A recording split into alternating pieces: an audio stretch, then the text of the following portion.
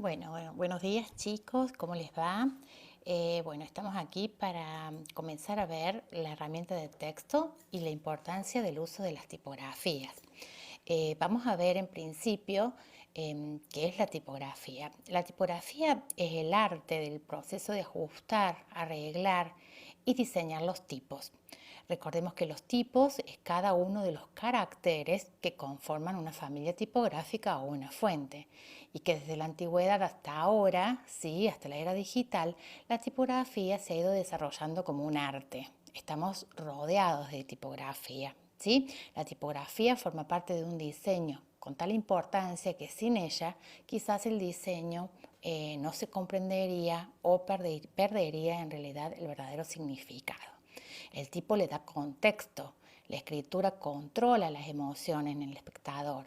La tipografía cuenta historias, ¿sí? De acuerdo a las características y al estilo de esta familia tipográfica o de la fuente que utilizamos, estamos contando distintas historias. Por eso es importante que el diseñador estudie minuciosamente, con detalle, qué tipografía va a utilizar, ¿no es cierto? Y debe elegir tanto la imagen y la sensación de un diseño transmitiendo el mensaje a través de la tipografía. Bien, existen dos cosas que son muy distintas. Una es la fuente, que es muy distinto al tipo de letra o a la familia tipográfica, ¿sí?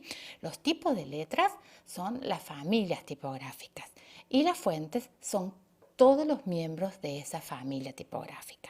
Bien, por ejemplo, la familia helvética, que es un tipo de letras, por decirles así, ustedes le dicen el tipo de letra, la familia helvética, está constituida por distintas fuentes. Bien, tenemos la bold, tenemos la light, tenemos la negrita que usted es cursiva. Bien, todas esas familias tipográficas también se clasifican por tener serif, por no tener serif o por ser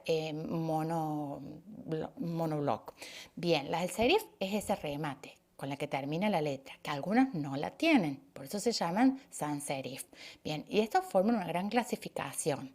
Igual que la monospace, son aquellas familias tipográficas que tienen un espacio en común, digamos un espacio unificado.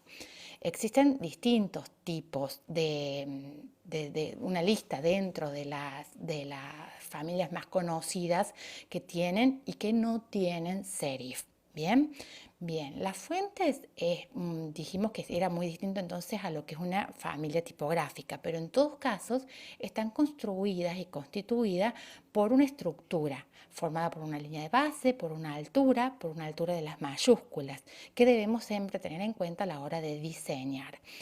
Bien, la medida universal con la que se mide una fuente tipográfica es el punto. ¿Sí? 72 puntos es igual a una pulgada. Tenemos que tener en cuenta también lo que es el interlineado. El interlineado es el espacio entre las líneas del texto. Esta distancia se mide con el tracking, que es el espacio entre caracteres a través de todo un bloque de texto, que es muy distinto al kerning. El kerning es el espacio que hay entre dos caracteres individuales de una misma palabra. Así, por ejemplo, el tracking yo puedo separar todas las letras de una palabra, mientras que en el kerning puedo separar solo una letra de la otra, ¿sí? Entonces, por ejemplo, yo separaría la O de la P. Bien. Las familias más conocidas como familias tipográficas, ¿sí? Son familias construidas a través de, digamos, que tengan o no, que no tengan serif. Bien, existen distintas premisas. Premisas son reglas que tenemos que cumplir. Las vamos a tener en cuenta teniendo en cuenta que limitemos el número de tipos de letras. Es conveniente usar entre 1 y 3 tipos de letras. Esto debería ser suficiente para cualquier proyecto. Esto es muy importante que lo tengan en cuenta y estaría bueno que lo tengan anotadito. También hay que evitar usar tipografías visualmente parecidas. Tener en cuenta la distinción, que haya contraste entre cada una de ellas. Bien, si bien no vamos a hacer un collage tipográfico, hay que tenerlo en cuenta. Tener cuidado con el uso de las mayúsculas, ya que el uso de las mayúsculas continuo no siempre se lee de manera agradable. También hay que usar un tamaño de letra legible. Generalmente nos manejamos entre los 10 y los 12 puntos como mínimo si es un texto de párrafo. Por supuesto depende, ¿no es cierto?, cuál va a ser la finalidad del texto. Si va a ser un afiche, si va a ser leída en una tablet. ¿Okay? Pero siempre partimos de un punto medio, promedio, entre los 10 y los 12 puntos como mínimo. Si la letra es muy chiquita, no se puede leer, ¿no es cierto? Entonces en ninguna fuente va a ser posible. No es conveniente tampoco mezclar tamaños y pesos visuales.